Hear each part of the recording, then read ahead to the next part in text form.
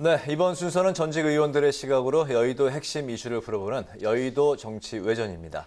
품격 있고 깊이 있는 대담을 보여줄 두 분, 신경민 전 더불어민주당 의원, 김영우 전 국민의힘 의원 두 분 나오셨습니다. 어서 오십시오. 반갑습니다. 안녕하세요. 네. 김건희 여사 이야기가 연일 그 뉴스 장식을 하고 있는데 연일 그 보폭을 넓히고 있습니다. 어제는 그 봉화 마을을 찾았는데 그 문제는 지인이 이제 동행을 했기 때문에 비선 논란이 또 일고 있습니다. 윤석열 대통령은 누구나 이제 봉화 마을 국민이라면 다 갈 수 있는 곳이라고 했고 또 오래된 지인, 친구라고 밝혔습니다. 이렇게 이제 이 논란을 좀 일축을 했는데 여기에 대해서 두 분 생각을 한번 들어보겠습니다. 어떻습니까?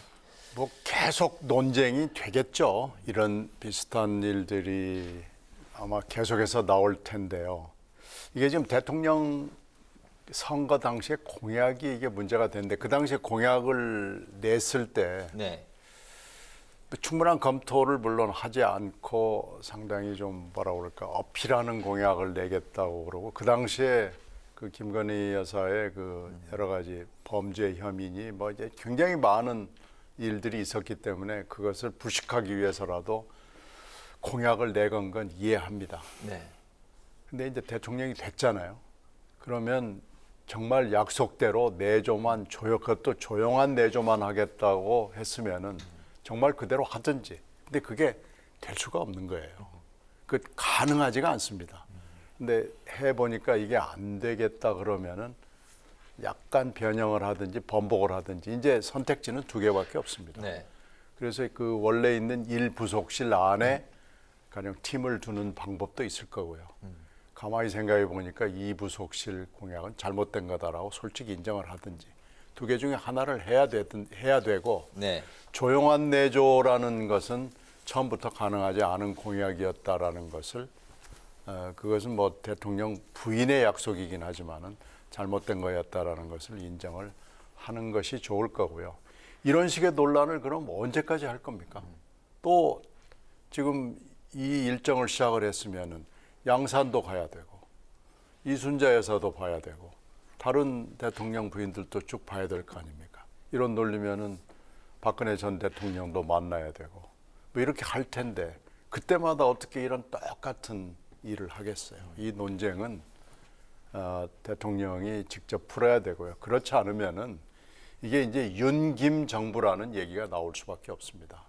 그럼 윤김 정부로 할 수밖에 없지 않느냐라는 이런 비판을 불식하기 위해서라도 빨리 방향을 정해서 더 이상 얘기가 나오지 않도록 잘못한 거 인정을 하고 방향을 결정해야 됩니다. 지금 그 시점이라고 봅니다. 조용한 그 내조가 가능하지 않다는 거는 그 김건희 여사 스타일 때문에 그런 건가요? 아니면 그 대통령 배우자의 역할이 원래 있기 때문에 그런 건가요? 원래 역할이 있죠. 네. 국내에서의 역할도 있고 해외에서의 역할도 있고 역할이 있습니다. 근데 역할이 있는 걸 자꾸 아닌 것처럼 하고 조용하게 하겠다.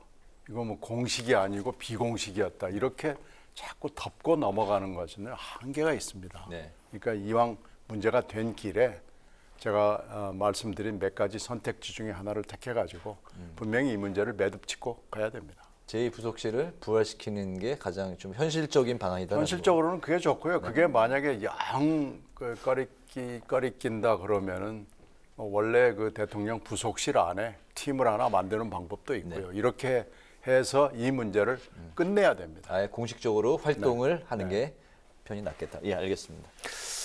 그 이제 시행착오를 겪는 저는 과정이라고 봐요. 근데 이런 시행착오가 지속돼서는 안 되고 반복되면은 안 되겠죠. 네. 먼저 저걸 정해야 될 겁니다. 김건희 여사의 앞으로의 행보를 어떻게 할 것인가를 그 원칙을 정하는 게 먼저 필요해요. 근데 지금 제가 볼 때는 그 원칙 자체가 안 정해졌다라는 느낌을 받습니다. 일단 과거 경험을 보면은 그 영부인의 역할, 김건희 여사의 역할을 앞으로 이제 그 정치 행보를 할 것인가 안 할 것인가를 정해야 되고요. 그 다음에 그 행보에 있어서 그러니까 공식이냐 비공식이냐를 정하는 문제가 있고 또 하나는 공개할 것이냐 비공개할 것이냐를 정하는 문제가 있습니다. 그렇게 보면은 네 가지 경우의 수가 나와요. 그렇죠? 그렇기 때문에 거기에 따라서 수행을 누가 할 것인지 예산은 어떻게 할 것인지 이런 게 다 정해지는 겁니다. 네. 근데 제가 지금 이제 윤석열 대통령의 그 반응, 설명을 보니까 아직 원칙 자체가 잘 정해지지 않아 가지고 대통령 스스로도 조금 답답해하는 느낌입니다. 왜냐하면 이 봉화마을 지금 방문한 게 워낙 큰 뉴스가 지금 되고 있어요. 네. 굉장히 중차대한 정치적인 상황 속에서 말이죠. 이런 것은 굉장히 불필요한 일이고 국정 운영에 부담이 되는 문제다. 중요한 것은 지금 그런 거 아닙니까? 누가 같이 갔냐? 그 사람 누구 닮았대더라. 지금 민주당 같은 경우에는 어찌됐든 간에 김건희 여사의 일거수일투족을 다 보면서 비판할 준비가 돼 있지 않습니까? 네. 또 야권 전체에서는 언론도 그렇고 그렇기 때문에 이런 논쟁에 대통령 부인이 휘말리는 것은 국정 운영에도 부담이 있다. 사실 지난번에 이제 문재인 대통령의 그 김정숙 여사도 굉장히 그 불투명함 때문에 문제가 많았습니다. 옷 같은 거, 옷값 논란 이런 게 다 이게 무슨 특활비인가 이런 게 들어갔느냐 안 들어갔느냐 이런 논란이 있었고 또 인도를 혼자 단독으로 방문한 적이 있지 않습니까? 김정숙 여사가. 그때도 이게 공식 일정이냐 외교 일정이냐 아니면 그냥 방문이냐 뭐 친선을 도모하기 위한 것이냐 계속 그런 그 의혹이 부풀려지는 거란 말이죠. 네. 의혹이 있는 거란 말이죠. 그래서 영부인으로서의 그 대통령 부인으로서의 역할에 기준을 정하고 원칙을 정하고 거기에 따른 방법을 찾는 게 중요하다. 필요하다면 당연히 부속실이 됐든 뭐가 됐든 만들어지는 게 중요하죠. 지금 대통령실의 직원들하고 코바나 콘텐츠 전 직원들하고 같이 갔다. 이거는 자연스러운 일이 아니거든요. 그리고 이제 대통령은 뭐 누구나 봉화마을 갈 수 있다라고 얘기하지만은 일반적인 국민이 사실 대통령의 부인과 같은 차를 타고 봉화마을을 갈 수는 없거든요. 네. 그래서 이런 문제가 다시 일어나지 않도록 방법을 빨리 찾는 것이 중요하다 생각합니다. 네. 네, 또 오늘 윤석열 대통령이 다시 입을 연 내용이 있습니다. 바로 문재인 전 대통령 그 사저 앞에 시위 중단을 요구하는 서초동 자택 앞에 맞불 시위에 대해서 또다시 법에 따른 국민의 권리라면서 기존 입장을 재차 밝혔는데요. 하지만 지금 집회로 주민들이 몸살을 앓고 있는 상황입니다. 꼬리에 꼬리를 무는 시위와 보복 집회 어떻게 생각하십니까? 저는 일단 이런 식의 집회는 아주 뭐 법을 떠나서 반문명적이라고 생각을 해요. 반문명적인 네. 그런 행태다. 전직 대통령 또 현직 대통령 앞에서 시위하는 거 자체도 물론 문제겠습니다만은 가장 큰 피해는요. 전직 대통령, 현직 대통령보다 거기에 살고 있는 주민들입니다. 그리고 거기에 그곳을 지나다니는 분들이고 굉장히 소란스럽고 그렇습니다. 그래서 이것은 저는 해결이 돼야 되는데 이것을 해결하는데 대통령의 입장도 중요합니다만은 저는 행안부 장관이 지금 뭘 하고 있는지 모르겠어요. 솔직히 말씀드리면은 행안부 장관이 이런 거 해결해야 되는 그 총책 아닙니까?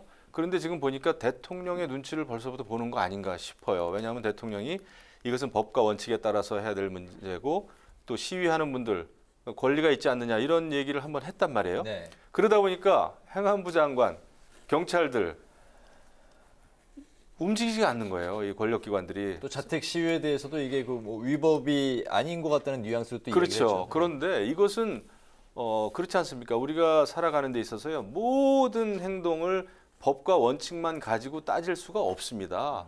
우리가 살아가는데 그렇지 않아요? 근데 이것은 누가 봐도 반문명적이고 굉장히 많은 정말 무고한 국민들한테 피해를 주는 거라면 이것은 문제가 돼요. 그렇기 때문에 이거에 대해서는 행안부 장관이 나서서 해결하시라. 이거를 대통령 눈치 보면서 이것도 해결 못하면 저는 그 응당 자신의 그 책무를 저는 회피하고 있다라고 생각합니다. 지금 행안부 장관 굉장히 힘센 분이 왔잖아요. 그러면은 해야 될 일을 하면서 해결을 좀 해줬으면 좋겠어요. 네네. 네. 그러니까 몇 주 전에 좀 이 문제가 나와가지고요. 도어 스태핑에서 윤 대통령이 출근길에 법과 원칙이라는 얘기를 한 그 업보가 지금 이렇게 가는데요. 그래? 법과 원칙? 그러면 한번 서초동도 가보자. 지금 이렇게 된 거 아니겠어요? 근데 가서 보니까 이제 거기는 또 피해자가 한둘이 아니고 그 대형 아파트촌이기 때문에 이건 이제 또 이 얘기가 상황이 달라져서 그러는데 이 첫 단추를 대통령이 잘못 꿰인 거예요. 법과 원칙이라는 그 어떤 기본 가이드라인만 얘기를 했지 금방 김 의원이 얘기를 했던 어떤 하나의 다른 가이드라인 네. 이런 거에 대해서 좀 언급을 그 당시에 해줬더라면은 그리고 이건 좀 자제하는 것이 좋다라고 얘기를 해줬더라면 이게 이렇게까지 안 갔을 거예요. 그 양산에서 하는 거 그럼 그대로 한번 서초동에서 해볼까? 지금 이렇게 된 거 아니겠어요? 네. 그래서 이 보복 집회가 되고 또 하나의 논란이 생기고 지금 이 논란이 어디까지 갈지를 모르는데 대통령이 당선이 됐기 때문에 어느 순간에 좀 끊어줬으면 참 좋았을 뻔했다. 법과 원칙만 얘기하는 걸로는 좀 모자람이 있다라고 그 당시에 느꼈는데 이게 이제 이렇게 된 겁니다. 그래서 지금이라도 좀 이 문제를 끊어줄 수 있는 어떤 하나의 원칙 내지는 가이드라인이 좀 나왔으면 좋겠다라는 거고요. 그걸 물론 뭐 대통령이 직접 할 수도 있고 아니면 금방 김 의원이 얘기한 행안부 장관이 할 수도 있고 뭐 그렇죠. 이게 도어 스태핑의 또 하나의 폐단입니다. 도어 스태핑을 하면서 온갖 현안에 대해서 대통령이 자기의 음성으로 직접 코멘트를 하다가 보니까 이런 문제가 생긴 거예요. 충분히 준비되지 않은 얘기를 매일 아침 저녁으로 얘기를 할 수밖에 없는 이 상황이 어떤 면에서는 신선해서 좋다고 얘기합니다마는 어떤 면에서는 이런 부작용이 생길 수가 있습니다. 그래서 이 도어 스태핑도 차제에 한번 검토를 해볼 필요가 있고요. 대통령이 정식으로 기자회견을 통해서 국민들한테 자유로운 기자회견을 통해서 얘기를 하는 것도 굉장히 좋은 기회니까요. 그것이 진정한 소통일 수 있고요. 그래서 이런 것도 한번 생각을 해볼 필요가 있지 않냐 생각하고 이게 결국은 미래 전직 대통령들한테 모두 해당되는 문제일 거기 때문에 이 얘기도 좀 매듭을 짚고 넘어갔으면 좋겠습니다. 알겠습니다. 이제 보복 논란을 말씀하셨는데 또 하나의 보복 논란이 일고 있습니다. 바로 검찰이 산자부 블랙리스트 의혹 수사와 관련해서 백운규 전 장관에 또 이어서 민주당 박상혁 의원까지 지금 조준을 했습니다. 정치 보복 수사 파장이 이제 일파만파 커지고 있는데요. 그 민주당은 이제 강력하게 이제 반발하고 있는 상황이고 여당은 문재인 정부의 적폐청산도 정치 보복이냐라면서 맞서고 있는 상황입니다. 여기에서 이제 OX 질문을 드려보겠습니다.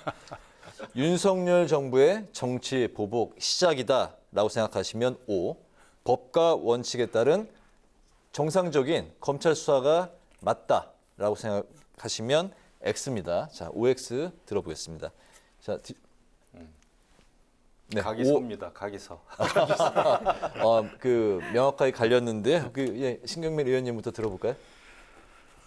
이게 이렇게 될 수밖에 없었나 모르겠습니다. 지금 원래 백운규 전 장관은 다른 수사를 받고 있었는데 그 부분이 지금 거의 마무리가 돼 가고 있었거든요. 네. 근데 이제 다시 또 다른 이슈를 가지고 수사를 받고 있기 때문에 지금 백 장관이 연속해서 두 개의 다른 이슈로 수사를 받고 있고 이번에는 영장까지 또 들어가서 지금 이 영장의 결론이 날 지경이거든요.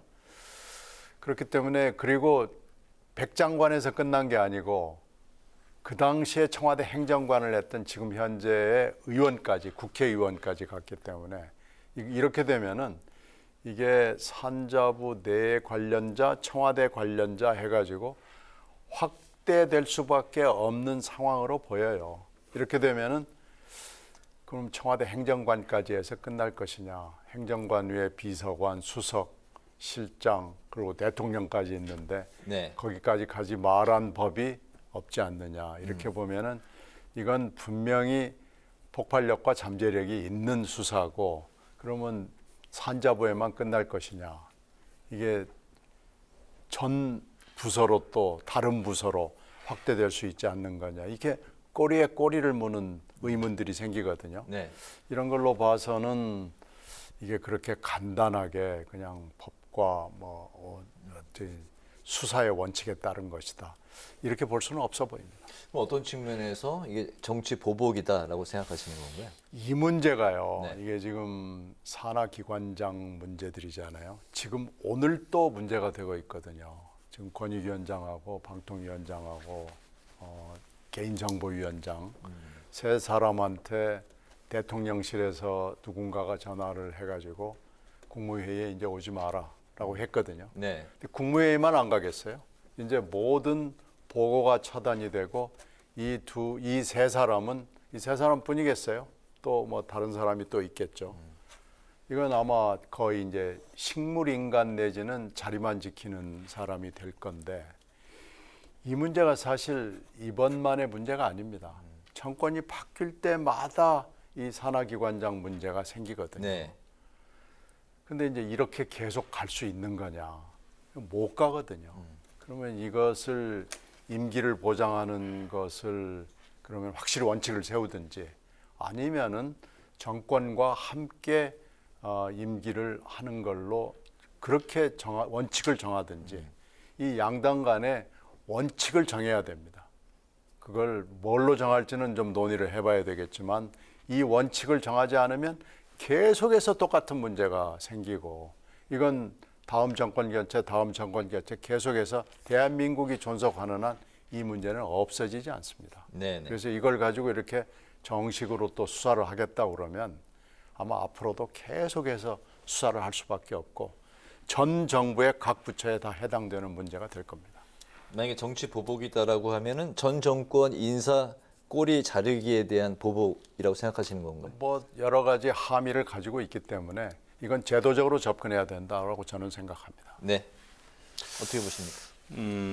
저는 그 민주당이 이게 이제 보복 수사다 이렇게 비판을 하는데 왜 보복인지에 대해서 전혀 설명이 없습니다. 단순히 지난 정부 때 일어났던 일이니까 보복이다. 뭐 이런 투란 말이죠.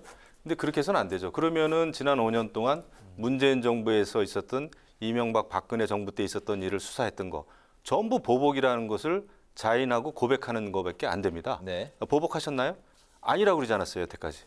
그래서 이것은 자가당착적인 그런 반응이라 생각하고 이게 보복이려면은 완전히 없던 일을 새로 끄집어내 가지고 그것을 수사하고 그것을 정치적으로 판단하고 검찰이 말이죠.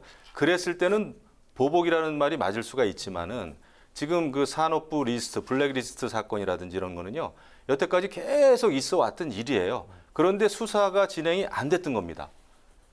그러니까 문제는 문재인 정부 때 있었던 일이 제대로 수사가 되지 않았는데 수사를 누가 못하게 했느냐. 문재인 정부 법무부에서 추미애 장관이 여러 금융 사건도 그렇고요.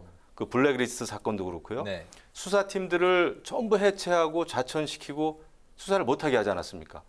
그래 놓고 지금에 와서 그런 일들을 다시 수사하는 윤석열 정부에 대해서 보복 수사다라고 할 수가 없는 거죠. 그래서 그렇게 이것을 보복 수사다라고 주장하는 것은 그야말로 내로남불식의 비판이다. 그러면은 이렇게 블랙리스트 사건 같은 거를 그냥 있었던 일을 그냥 수사하던 거를 다 덮어야 되느냐? 그거는 아니지 않습니까? 그것은 법과 원칙에 맞지 않는 일이다 생각합니다. 그래서 기왕에 수사가 시작된 것은 전 정부에 있었던 아니면 현 정부에서 또 이런 일이 있던 간에 네. 이런 것은 수사를 하는 것이 맞다 이렇게 삽니다. 그렇게 생각합니다. 그게 법과 원칙에 맞는 거다 이렇게 생각합니다. 알겠습니다. 그 관련해서 좀 아까 이제 그 신경민 의원님이 이제 말씀을 하신 부분 궁금해서 질문을 드리면 전현희 이제 그 국민권익위원장 또 한상혁 방통위원장 국무회의에 이제 불출석 통보를 했는데 전 정권 인사기 때문에 자진 사퇴를 종용하는 이런 그 모양새에 대해서는 어떻게 그 생각하세요? 이제 정치적으로 이제 우리가 종용을 하는데 저는 저거는 말이 안 되는 것 같아요. 전 정부에서 임명됐기 때문에 전 정부에서 임명됐지만 임기가 많이 남아 있기 때문에 임기를 채워야 된다라는 네. 것은 완전히 자기가 자리 보전하겠다는 거예요. 그 웬만한 이제 지금 그걸 보십시오. 정권이 교체되면은요 장관과 차관이 이미 다 바뀝니다. 네. 장관부터 바뀌잖아요. 정권 교체되면. 네. 그런데 그 장관이 관리하는 그 부처의 산하 기관장들이 임기가 있다고 해서 임기를 채우겠다고 하는 것은 그건 자리 보전이죠. 왜냐하면은 생각이 다른 사람들이 그 자리를 차고 앉아가지고 자리를 지킬 수가 없습니다. 그래서 저는 이것은 근데 지금 나가라 이렇게 할 수는 없는 거죠. 법적으로는. 네. 법적으로는 할 수가 없습니다. 그렇기 때문에 이것은 법을 만들어야 돼요.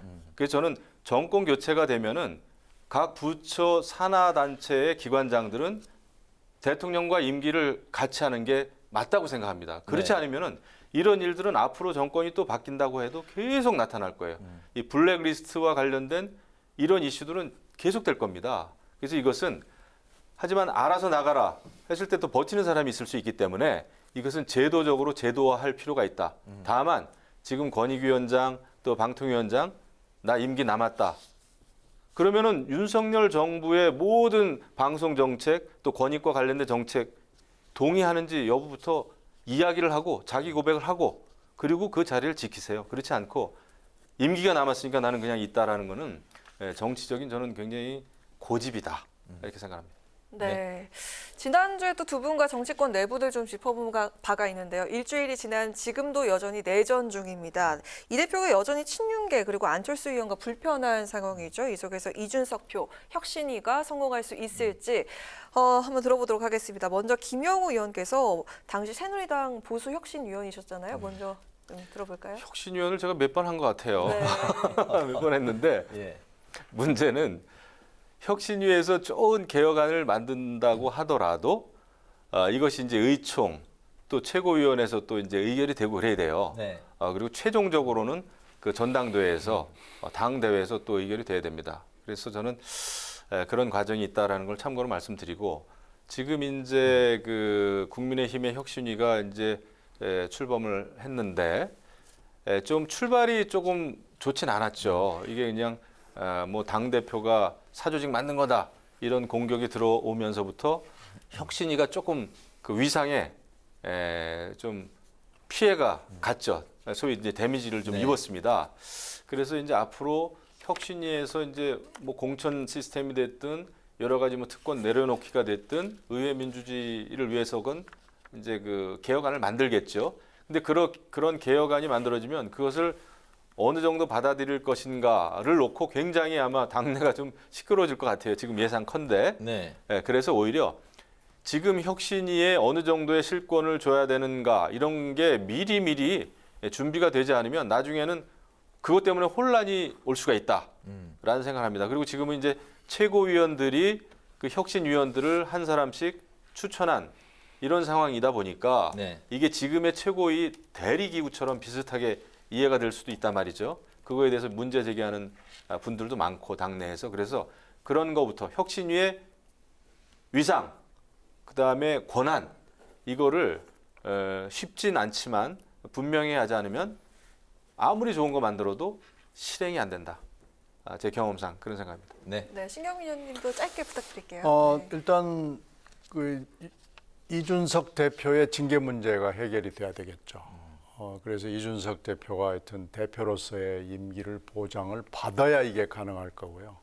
그리고 이제 이게 혁신이라는 게 결국 공천제도인데 결국은 대통령이 관여를 안 하는 것처럼 말을 하고 뭐 그렇게 다들 존중한다고 하겠지만 실제로는 대통령의 의중이 굉장히 중요하기 때문에 이 혁신은 어떤 실체를 가질지 사실은 아무도 모릅니다. 네, 네.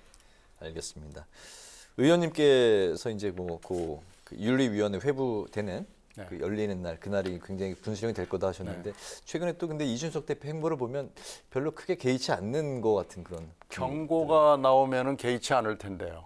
이제 그 이상의 가령 탈당 권유나 제명이 나오면 그건 뭐 당원으로서의 자격이 없고 지금 현재 약간 좀 불투명한 것은 당원권 정지예요. 당원권 정지가 나오면 과연 대표를 할 수 있느냐인데 하여튼 이준석 대표는 어떻게든지 버틸려 하겠죠. 네. 27일에 열린다고 하니까 그 상황을 지켜봐야 될 것 같습니다. 오늘 그 마지막 이제 그 토론 의제는 민주당 전당대회인데요. 이제 민주당 안에서 이제 세대 교체론이 나오고 있는 상황에서 이제 90년대 학번, 70년대생 97그룹 세대 교체론이 이제 뜨겁게 나오고 있습니다. 두 분의 관점 한번 들어볼까요? 어떻습니까? 지금 결국은 이재명 의원이 안 나오지 않을 거예요. 나올 거예요. 네. 그렇기 때문에 결국은 이재명 의원이 나오느냐 안 나오느냐가 제일 중요한 일일 거고요. 이 97 이 부분은 그 상황을 좀 봐야 될 겁니다. 물론 이재명 의원이 나온다 그러면은 이제 친문 쪽에서 또 어떤 분이 기치를 들고 나올 거고 그래서 결국은 97에 어쩌고 저쩌고 얘기 나오는 것들은 실체를 가질 수 있을지 후속타가 있을지는 조금 더 지켜봐야 되겠습니다. 네네. 제가 볼 때 이제 지금 민주당이 뭔가 개혁을 해야 될 시점이고 개혁을 하려고 합니다. 막 달려가고 있는데 하지만 모래주머니를 차고 달려가는 느낌이에요. 민주당이 찬 그 모래주머니는 저는 이재명 의원이다 생각을 합니다. 미안하지만은 그렇기 때문에 지금 민주당이 추구하려고 하는 개혁 또 전당대회가 성공적으로 이루어질지는 좀 미지수다, 좀 어렵겠다 생각이 되고 제가 볼 때는 3파전인 것 같습니다. 이재명 의원 세력이 있고요. 그 다음에 586 세력이 여전히 강건하게 지금 있습니다. 그리고 586 세력이 지금 지난 대선 지방선거 결과를 놓고 자기 반성이나 성찰보다는 사실 이재명 계를 비판하는 그런 식의 강경한 목소리가 여전히 세요. 그리고 또 하나는 97 그룹인데 네. 제가 볼 때 97 그룹이라고 하는 그룹은 아직 독자적인 목소리를 낸다든지 그게 조직화된 목소리를 낸다든지 어떤 개혁의 흐름을 끌고 가는 리드해 가는 그런 정도의 응집력은 솔직히 없다. 이렇게 생각합니다. 여전히 이재명계와 586 세력들의 그 경쟁이 아닌가 생각을 하는데 뭐 잘 되면 좋겠습니다만은 개혁이 굉장히 어렵게 보입니다. 제가 볼 때. 알겠습니다. 예, 오늘 여의도 정치 외전 이제 마칠 시간이 됐네요. 당내 권력을 향한 여야 정치권을 중심으로 지금까지 신경민 전 더불어민주당 의원, 김영우 전 국민의힘 의원 두 분과 함께했습니다. 오늘도 말씀 잘 들었습니다. 고맙습니다. 고맙습니다. 고맙습니다.